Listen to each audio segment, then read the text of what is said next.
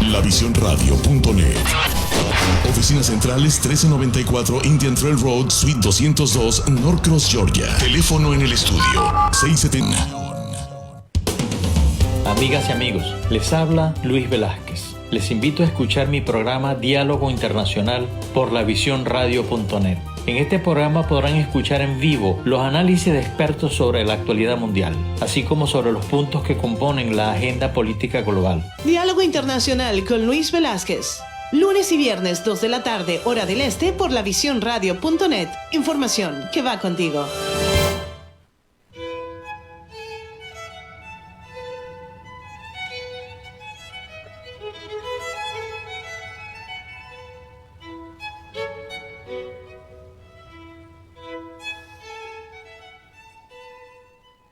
Muy buenas tardes, amigas y amigos de lavisionradio.net. Les habla Luis Velázquez.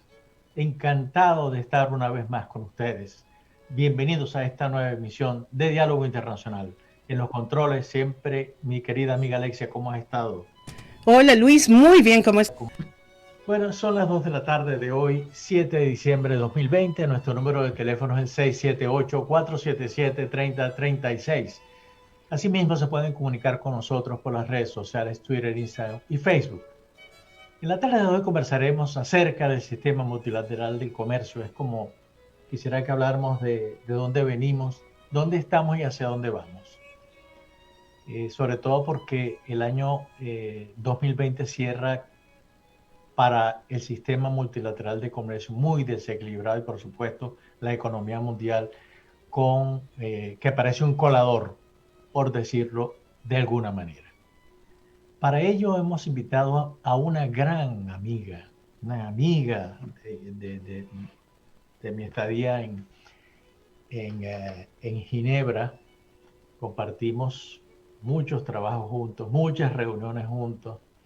Se trata de la doctora Isabel Morales, que nos atiende desde Ginebra, es de nacionalidad guatemalteca.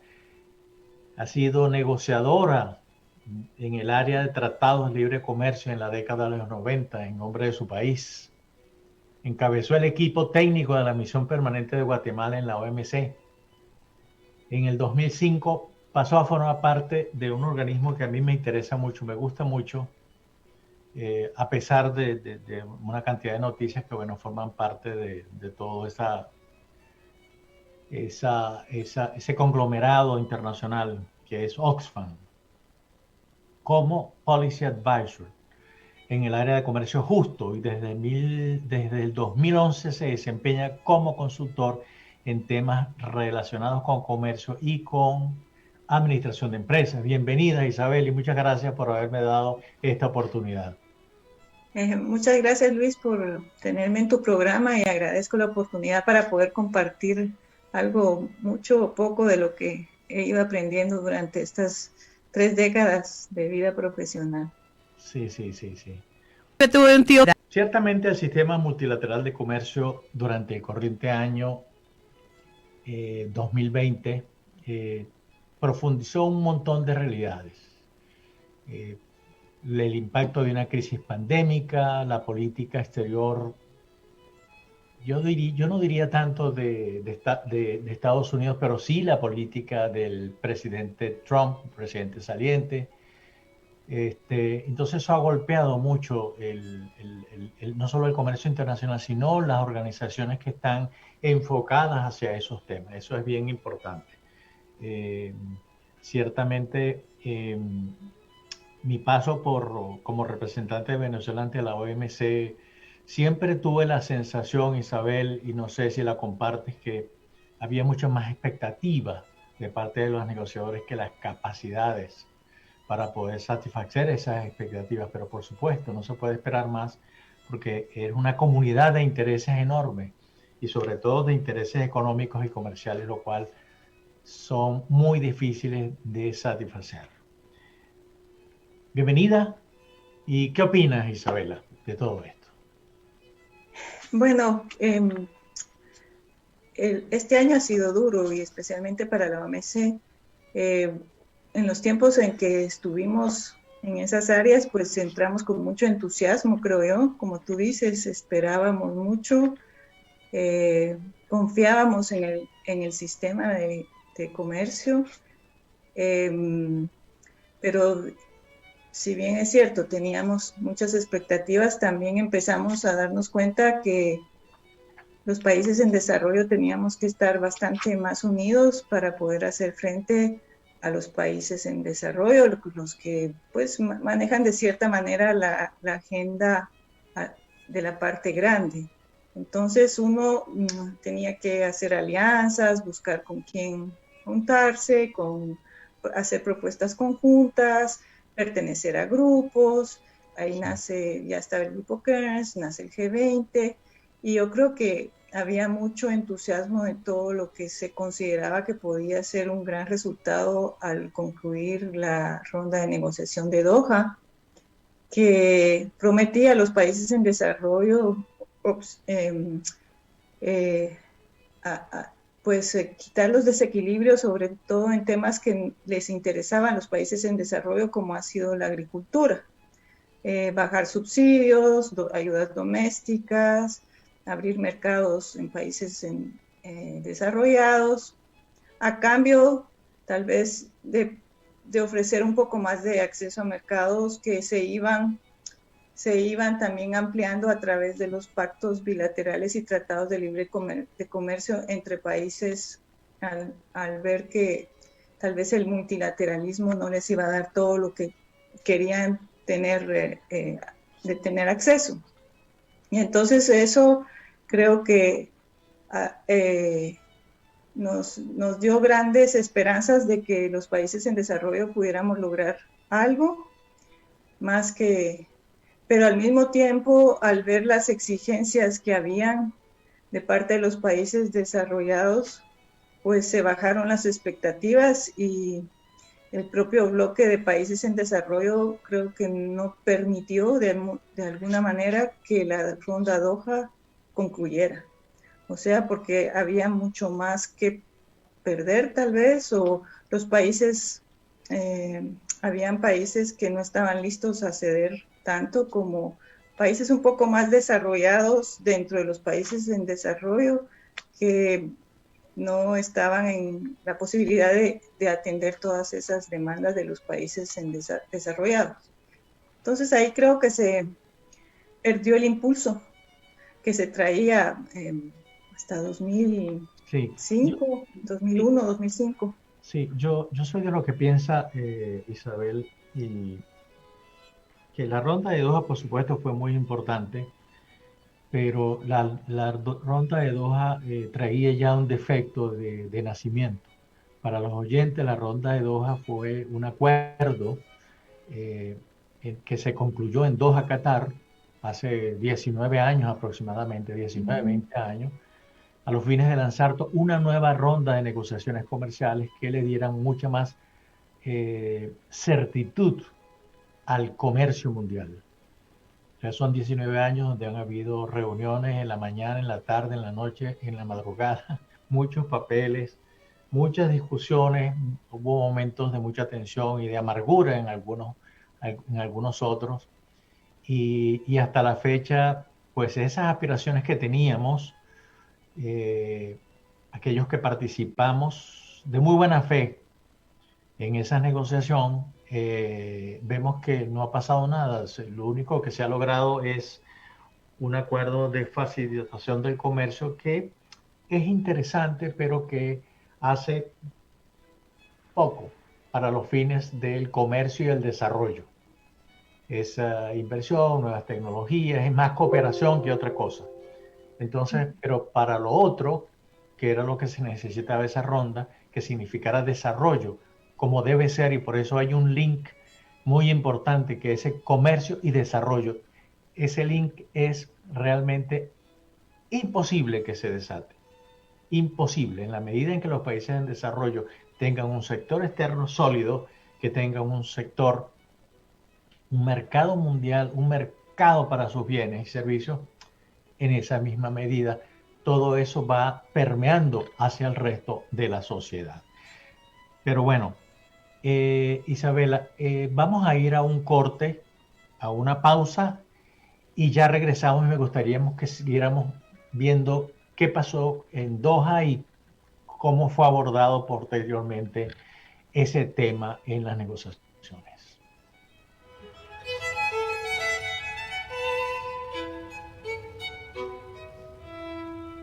Ya regresamos con más de lavisiónradio.net.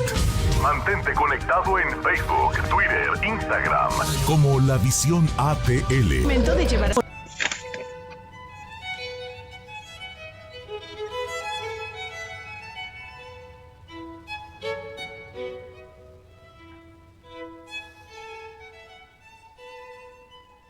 Estamos de regreso en Diálogo Internacional. Estamos conversando con la doctora Isabel Morales. Como te comentaba, Isabel, realmente da la impresión de que estamos en presencia una vez más del congelamiento de los organismos internacionales. Y te hablo en esos términos porque a mí, si bien es cierto que a mí me gusta mucho y el multilateralismo, creo que es muy útil. Creo que más allá de todas las observaciones que uno le puede hacer a Naciones Unidas, si no existiera Naciones Unidas, estoy casi seguro de que existieran más guerras. Pero en el caso del tema de comercio, el tema en específico y del sistema multilateral de comercio, que no solamente la OMC que se encarga de eso, sino que hay otros organismos que tienen que ver con eso. Por ejemplo, está la UNCTAD, que trata también temas de comercio y desarrollo. Está el ITC, que tiene que ver con proyectos, pero enfocados hacia el comercio y el desarrollo también. Pero además, esa parálisis de los organismos internacionales que no viene por la política exterior de Trump, la política anti-multilateralista, sino que viene de un poco antes, han venido surgiendo una serie de acuerdos regionales que parece que sí tienen respuestas a los países, que no tienen tantas dificultades para llegar a un acuerdo. Tú como negociadora de acuerdos de libre comercio, ¿cómo estás tú viendo esos dos niveles? Mira, creo que la OMC siempre va a dar como las bases para como el piso para que lo otro pueda suceder.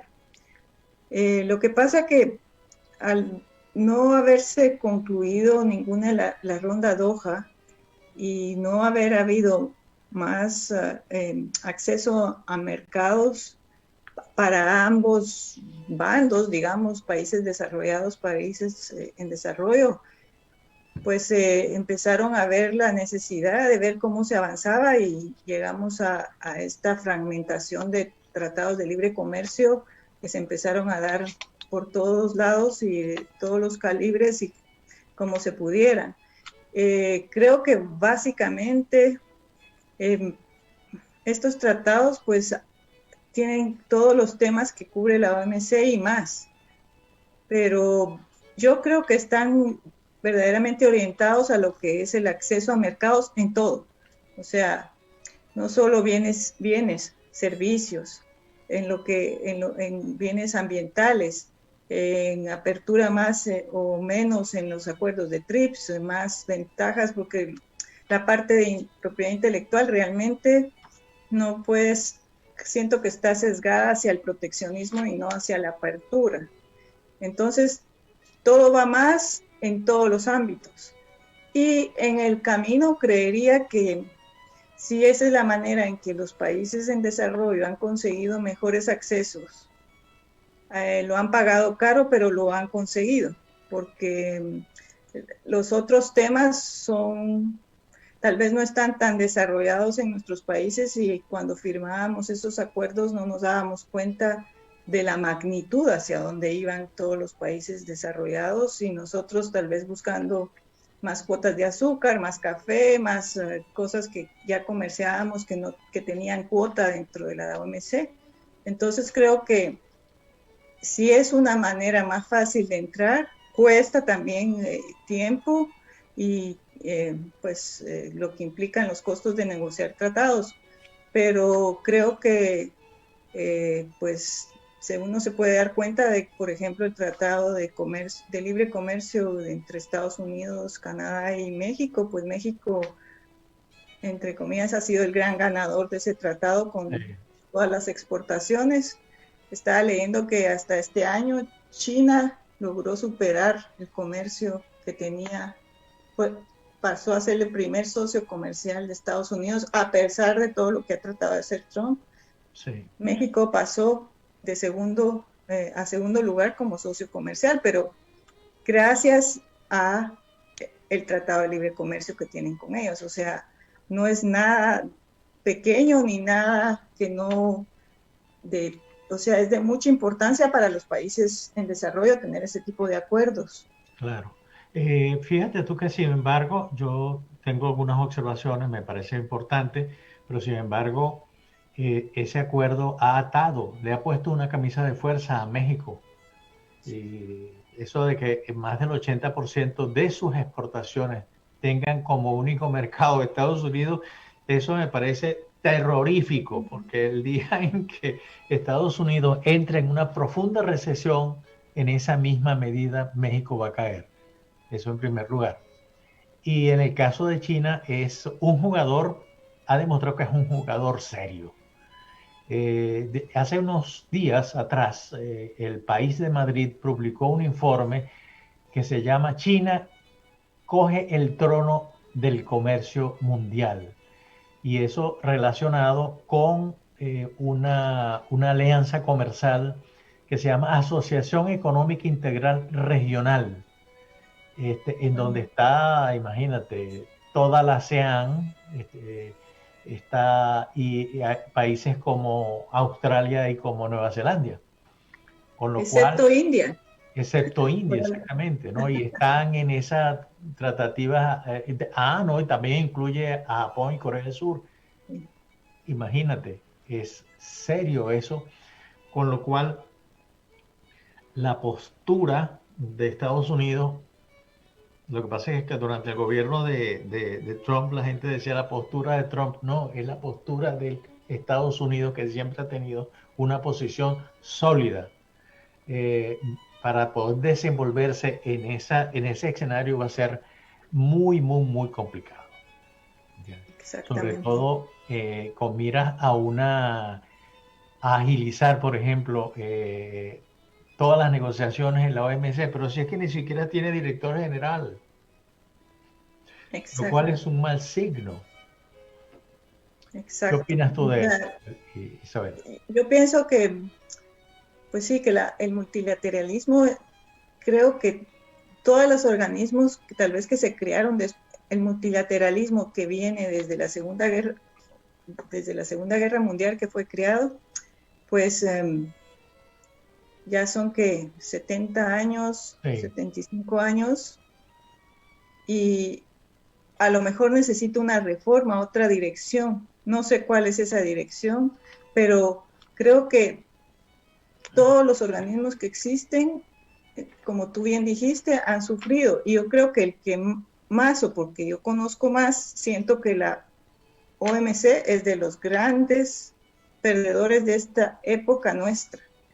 Porque se ha quedado como atrás, como que le falta dinamismo, como que le falta decisión, como que que lo vuelvan a tomar en serio, porque creo que cuando cayó el muro de Berlín en 1990 y todo eso, y acabó el comunismo, como que tuvo un realce y volvió a tomar como importancia la OMC y todo lo de comercio, y de repente, 20 años después, 2005, 2010, cuando ya no puede, como que le faltaba oxígeno para seguir creando mayores bases para su misma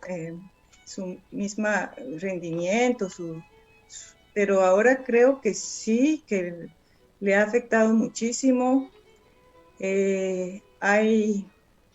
Está esto de la gobernanza ya mundial, donde también han permitido dentro de la misma OMC que hayan fisuras al permitir acuerdos plurilaterales. Antes se oía uno por allá, y ahora empiezan a haber como más interés en que si no quiere Estados Unidos, hagamos un grupo, y entonces empezamos a hacer uno de inversión porque le interesa China o cosas así. Entonces el mismo sistema se está quebrando o fisurando dentro de su propia casa.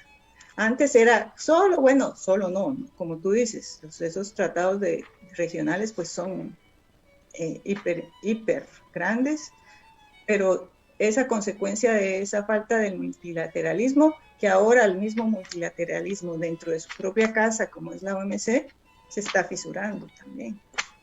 Sí, yo me temo que eso quizás también sea parte de como tú mencionaste, de todo lo que ha sucedido desde después de la Segunda Guerra Mundial, que se crearon una cantidad de organismos, pero que siguieron funcionando como tal, y la verdad es que ya la posguerra la pasamos, han pasado 70 años de posguerra, y ya tenemos que ver otro mundo y otra forma de hacer las cosas, como por ejemplo los organismos de Bretton Woods, que siguen trabajando igual y cada día encuentran más dificultades para poder prestarle asistencia a los países en vías de desarrollo. Pero bueno, vamos a continuar conversando una vez que vengamos de la próxima pausa.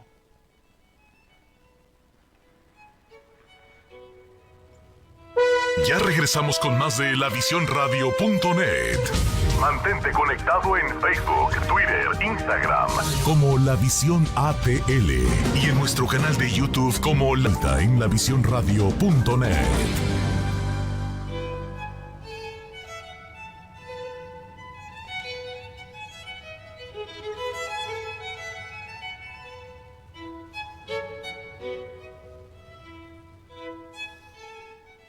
Estamos de regreso en Diálogo Internacional. Les recuerdo que nuestro número de teléfono es el 678-477-3036 y asimismo se pueden comunicar con nosotros a través de las redes sociales Twitter, Instagram y Facebook. Dime una cosa, que es una pregunta que yo me hacía desde allá mismo de Ginebra, y no es que no me la haya respondido a estas alturas de mi vida. Sí tengo algunas respuestas, pero en realidad el tema multilateral y más específicamente lo que tiene que ver con comercio y desarrollo es muy complicado. No es para nada sencillo, y tú lo sabes. Ginebra no solamente es la sede de los organismos, de muchos organismos internacionales, pero también es sede de importantes organismos no gubernamentales, pero de importantes, tipo Oxfam, hay muchos. ¿Cuál ha sido la contribución que estos organismos le han dado, por ejemplo, a la ronda de Doha, a eso que nosotros aspirábamos que hubiese sido, y yo no creo que ya lo sea más, pero hubiese sido la salida o por lo menos una ventanita abierta a algunos problemas que teníamos a nivel interno en algunos países? No solamente de tipo económico y comercial, sino también políticos, pues, porque en la medida en que tú le des salida internamente a la gente, mayor empleo, programas sociales, en esa misma medida las cosas van a ir avanzando y los países se vuelven, por supuesto, menos conflictivos. Mira, yo creo que en su momento han sido muy valiosos, o sea, de alguna manera, estos organismos estaban buscando que se consiguieran acuerdos precisamente no solo de comercio, sino que apoyaran el desarrollo. O sea, no podíamos hablar de que abrieras tu mercado si no se arreglaba la agricultura. Por ejemplo, en el tiempo mío de Oxfam, el tema principal al que le dedicamos muchísimo tiempo fue la agricultura. La baja de subsidios, la baja de la ayuda doméstica, todos esos temas, sin haber conseguido básicamente nada. Lo único que digamos, porque no iban a ceder más de lo que iban a ceder, y lo único que creo que fue positivo fue que organismos o organizaciones no gubernamentales como Oxfam es que puso el dedo en la llaga. O sea, sacó los números exactos al público. Y eso asustó muchísimo a Estados Unidos y a la Unión Europea. Y yo creo que estar expuestos al escrutinio público les molesta. O sea, acuérdate, en nuestros tiempos casi que solo nosotros, los delegados, teníamos acceso, cosas de esas, y era muy difícil que se enteraran, pero poco a poco también se fue permeando, se dieron cuenta dentro de los grandes mandos de la OMC de que nos tenían que invitar a hablar. O sea, se fue abriendo un espacio y tal vez esos espacios han ido permeando y, si quieres, han ido fragilizando un poco al multilateralismo como estuvo concebido, pero como que le ha dado entrada, y esa como fractura del multilateralismo, pues tal vez por ahí más participación de las no gubernamentales, del sector privado y todo eso, como que puede ayudar a que se puedan ir logrando acuerdos. Pero en ese momento creo que hubo su contribución al quedar expuestos los países en desarrollo en lo que estaban haciendo y lo que estaban exigiendo. Entonces, ese lobby que se hizo y todo eso, si quieres, no hubo frutos en Hong Kong después, pero es que no valía la pena. Era mejor, no, como dijimos en un paper de Oxfam, mejor no un acuerdo que un mal acuerdo. Claro. Entonces, creo que eso tuvo incidencia, nos tomaban muy en cuenta, te diré, a Oxfam y a otros que estaban por ahí. Dime una cosa, en tu presentación hablábamos sobre que tú estuviste desempeñando un rol importante en el tema de comercio justo. Cuéntanos un poco eso. Es que en la parte de comercio justo, como se entiende dentro de Oxfam, era precisamente poner en la mesa los temas de desarrollo en las negociaciones comerciales. O sea, menos subsidios, bajar subsidios, accesos moderados para países en desarrollo, más apertura. O sea, ese era el comercio justo del que nosotros estábamos hablando. A veces la gente, y hasta yo misma, antes de entrar, Fair Trade me imaginaba que era la marquita que se comercializa en el café, en los algodones y eso. Sí. Hay de eso, pero como tal, comercio justo era buscar el desarrollo dentro del comercio. Claro. Ahora, yo viéndolo desde acá, y también en ese tiempo que estuve como representante de Venezuela allá en la OMC, yo llegó un momento en que me tuve que poner en los zapatos de la Unión Europea y de los Estados Unidos. Eso es inevitable que uno lo haga para poder entender todo ese manejo, ¿no? Yo siempre le decía a mis funcionarios, mire, y con todo el respeto a un país que yo admiro mucho y quiero mucho por su solidez cultural, que es Japón. Yo le decía, mire, en realidad las relaciones internacionales son como el estilo japonés. Entonces uno de ellos me preguntó, Aldo Perfecto, yo no sé si te acuerdas de él, Aldo me preguntó, ¿cómo es eso, embajador? Y yo le dije, pero que todo parece, pero no es. Cuando se sienten en una mesa a negociar, póngase también en los zapatos de los demás. Porque yo me imagino que para un europeo, por el representante, en ese momento el negociador de la Unión Europea, decir, bueno, sí, vamos a aceptar el recorte de subsidios o de ayuda directa, eso mata una parte importante de la agricultura europea, pero definitivamente mucha gente se va a empobrecer con eso. Lo mismo en el caso de Estados Unidos.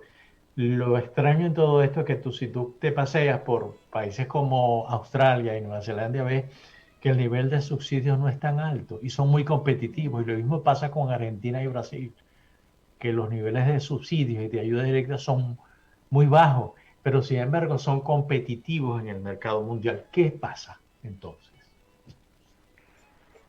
Bueno, yo creo que son competitivos porque tienen los factores que verdaderamente necesitan dentro de sus países. ponte, yo lo viví muy cerca en Guatemala con el sector azucarero. El sector azucarero guatemalteco es hiper eficiente. O sea, yo creo que es el tercer exportador del mundo de azúcar. Y eso, digamos que son sectores muy importantes para los países como Brasil y Guatemala y Nueva Zelanda no, pero Australia también producía mucho azúcar. Y porque tienen, yo creo que los factores internos y los precios internos dentro de sus países y todo eso son de libre mercado. Entonces, yo creo que los otros, al no tenerlo, como producir remolacha, no estarían produciendo si no tuvieran ese subsidio, ¿no? Claro. Nosotros no entramos una gota de azúcar a Europa, por ejemplo.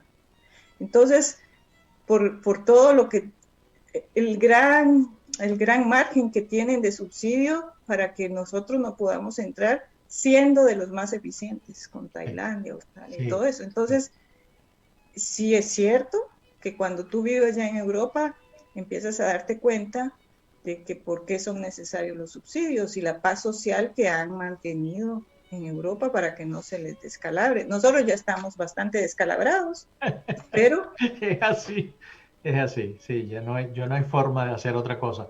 Tuvimos el ejemplo cuando yo regresé a Venezuela, que estuve metido en temas de comercio, fui a visitar, nosotros tenemos una zona muy pequeña que es productora de algodón, y entonces, bueno, ellos estaban desesperados porque no había forma ni manera de competir con el algodón estadounidense, siendo que es la misma fibra corta, pero bueno, hubo un intento, se hizo y se aprobó un subsidio interesante que trató de igualar los precios, ¿no?, a nivel de mercado internacional. Pero cuando nosotros estábamos estudiando y analizando el tema de Estados Unidos, nos encontramos que anualmente Estados Unidos subsidiaba solamente ese sector cerca de $10,000 millones. Y eso no es cualquier cosa. Eso es muchísimo dinero. Y eso yo creo que los países tienen que asumir muchas más responsabilidades de lo que se imagina para poder mantener, como tú dices, la paz social en los países. Y ponte en azúcar, Estados Unidos en mi tiempo no era el azúcar de caña, era el azúcar de fructuosa de maíz. Le daban 3,000 millones de dólares solo al maíz. Solo al maíz. Al azúcar, o sea, a la fructuosa. Entonces, 3,000 millones para nosotros en aquel tiempo era casi que, no sé, un cuarto, 20% de nuestro Producto Interno Bruto en mi tiempo. Muchísimo. Entonces, no puedes pretender, o sea, en los tratados de libre comercio ahora con Estados Unidos y Guatemala y Centroamérica, tenemos una cuota, y tenemos cuota de etanol, que también es un poco contradictorio porque tenemos cuota ilimitada, pero eso implica pasar cultivos de azúcar a las zonas como la zona petenera de Guatemala, o sea, la zona de selva de Guatemala, palma y esas cosas, que entonces te distorsionan también y te hacen perder la visión de país. Claro. Y ese acuerdo está funcionando bien porque además ese acuerdo de libre comercio le obliga a muchas cosas a Centroamérica. Sí, yo creo que condiciona mucho. En mi tiempo fui bastante crítica porque no le veía, por una cuota de azúcar y una de etanol, entregamos demasiado. O sea, entregamos demasiado. Te dan accesos en otras cosas y los exportadores que ganan pues están contentos, pero yo creo que en la parte de salud, o sea, de propiedad intelectual, el TRIPS Plus que firmamos fue tremendo. Y bueno, y otras cosas de los temas que eran los nuevos temas. Entregamos de una vez, ahí había facilitación de comercio también, que tiene sus caveats, ¿verdad?, sus problemas a favor de ellos, pues. Sí. Y entonces servicios también entregamos, la telefonía, o sea, fue bastante desigual, creo yo, y no me atrevería, habría que hacer como un análisis de cómo va ese tratado que ya tiene 20 años. Sí, 20, sí, sí, de todas hubo 16. demasiadas entregas, no, quizás por razones más políticas que otra cosa, ¿no? Y que Sí. todavía continúan vigentes, que es el otro problema. Y hay temas que no se tocaron, como el tema migratorio, que es fundamental para Centroamérica, y eso no siquiera sirvió como una carta que pudiera servir para fortalecer la negociación. Pero bueno, vamos a continuar hablando y me gustaría cómo ves tú ya en el año 2021 en adelante el sistema multilateral de comercio. Vamos a una nueva pausa y ya regresamos. Sí, gracias.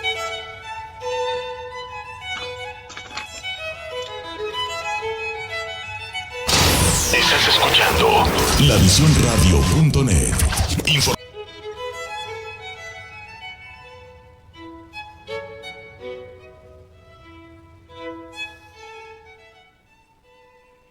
Estamos de regreso en Diálogo Internacional. Isabel, estamos ya en el último segmento de esta estupenda conversación. Estupenda, sobre todo porque me llevaste a momentos impresionantes de esas negociaciones allá en Ginebra. Entrar a esa organización, entrar al Palacio de Naciones, ir a todas esas cosas, pues las estoy viviendo en estos momentos de nuevo. Muy bueno. A mí me gustaría, y creo que les va a interesar mucho al público, ¿cómo estás viendo el tema del multilateralismo? ¿Cómo estás viendo lo que se va a desarrollar después de enero? En enero asume un nuevo presidente acá en Estados Unidos. La Unión Europea está muy conflictiva internamente. Los países en desarrollo, sobre todo en el caso de América Latina, que es una región tan desigual, lo vemos que está muy conflictuada, pero tiene que ver con la desigualdad social, tiene que ver con que algo tan simple como que no hay dinero como para que la gente viva bien. Pues mira, desde ya yo creo que estaba leyendo un paper de esos, un papel que decía que el multilateralismo estaba sufriendo una mutación profunda. Y me impresionó la palabra, porque mutación es en el ADN, ¿verdad? Sí, sí. Y entonces que se debería de estar buscando un sistema más adaptado a las realidades del siglo XXI, que ha ganado complejidad en todos esos temas que tú estás hablando. O sea, si teníamos problemas de desarrollo, creo que los problemas de desarrollo continúan y están en creciendo. O sea, Claro. Y entonces se debería de buscar algún mecanismo, yo no sé cuál, que nos lleve a crear algo que llene las necesidades, pero de todos. O sea, cuando tú ves que se habla de gobernanza mundial, yo creo que tampoco es el camino, porque eso también lo vienen hablando desde el 92, si no mal recuerdo, y ves que hay mucha cosa metida de las grandes empresas, los grandes intereses, quién maneja a quién, o sea, entonces yo en 2021 y al multilateralismo todavía le veo que tiene grandes caminos que recorrer. O sea, el 2021 a lo mejor te dirá si el multilateralismo quedará o se irá de alguna otra manera. Porque si te das cuenta, la OMC no es la única. O sea, también está en cuestión la propia OMS con cómo ha tratado el tema del COVID. Gravísimo, además. Entonces, todo lo que es ONU, Naciones Unidas, aunque la OMC es independiente, la asocian a todo ese sistema que no está funcionando. Entonces, yo creo que el 2021, si tenemos esperanza de que estamos saliendo del 2020 como estamos saliendo, yo no sería tan optimista. Soy optimista de que algo bueno va a venir, porque de todo esto pues tiene que venir algo bueno, pero es un paso duro, va a ser un año, yo creo que va a ser un año duro, porque tampoco sabemos cómo movernos. O sea, dentro de la misma OMC hay un papel de Sudáfrica y la India pidiendo que se un waiver para el Tratado de Propiedad Intelectual para que todos los países puedan tener acceso a la vacuna, a los medicamentos, a las pruebas y a todo esto que no está dentro del mismo tratado. O sea, pero eso es algo que ya se había discutido antes. Antes, muchos años antes, no había pandemia, por ejemplo, pero se había logrado cierto avance en ese acceso a medicamentos y incluso hasta la producción. Sí, pero como de alguna manera tal vez los plazos de los que tenían dentro del mismo TRIPS han ido caduciendo, o sea, entonces se necesitan, como yo por lo que entiendo, se necesita ciertos waivers, cierto waiver para evitar que podamos tener acceso a los nuevos medicamentos, a las nuevas curas, a todo eso que viene con patentes y que viene con mucha protección de 20, 25, 50 años. Entonces, yo me imagino, Isabel, que es decir, más tarde, más temprano que tarde, todas esas vacunas que se van a producir, que ya se comenzaron a producir y a distribuir en algunos países, esos van a terminar fusilados por la India o por cualquier otro país. Eso es inevitable, sobre todo si vemos que la India es una potencia farmacéutica mundial.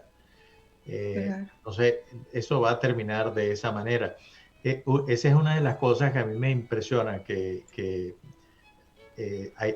hay decisiones a nivel multilateral, pero que los países como que aprueban las decisiones, pero a la hora de decir, bueno, si vamos a cumplirlo, vamos a incorporarlas a nuestro ordenamiento jurídico para hacerlas cumplir internamente. Muchas de esas resoluciones se quedan en los escritorios de los funcionarios que aprobaron eso, pero no llegan incluso ni siquiera al público, ni siquiera llegan se informa que se aprobó tal cosa o cual cosa que les pudiera afectar en el desarrollo empresarial o simplemente a la vida diaria y normal.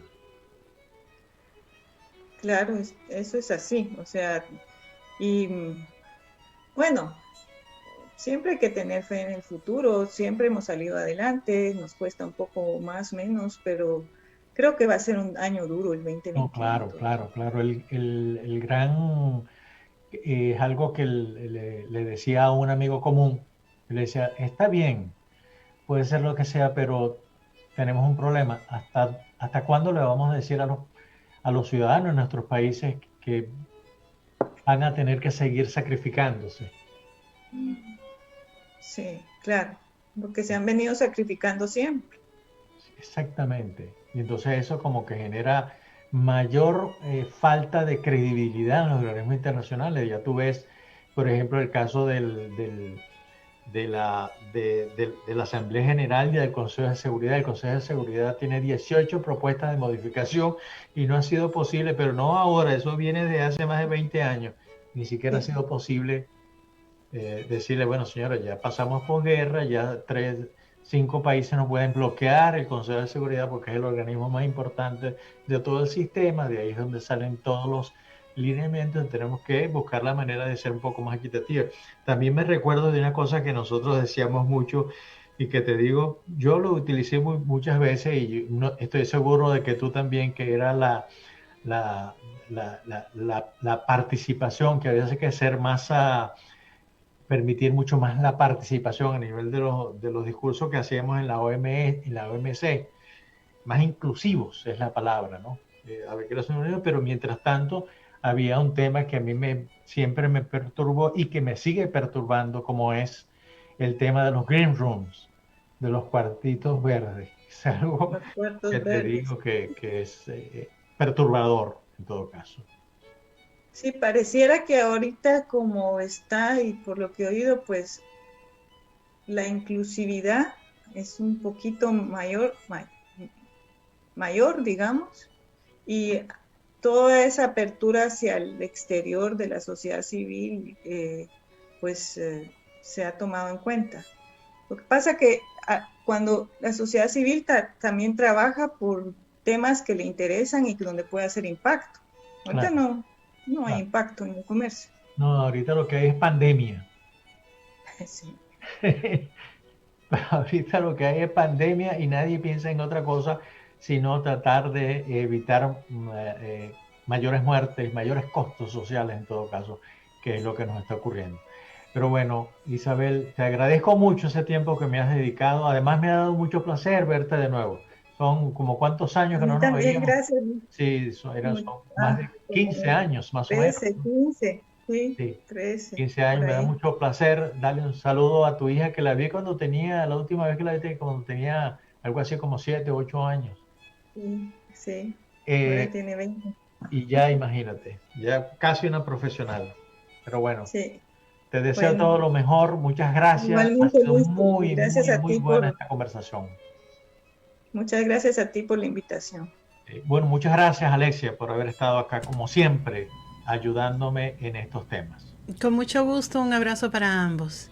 Felices fiestas. Gracias Alexia, bye.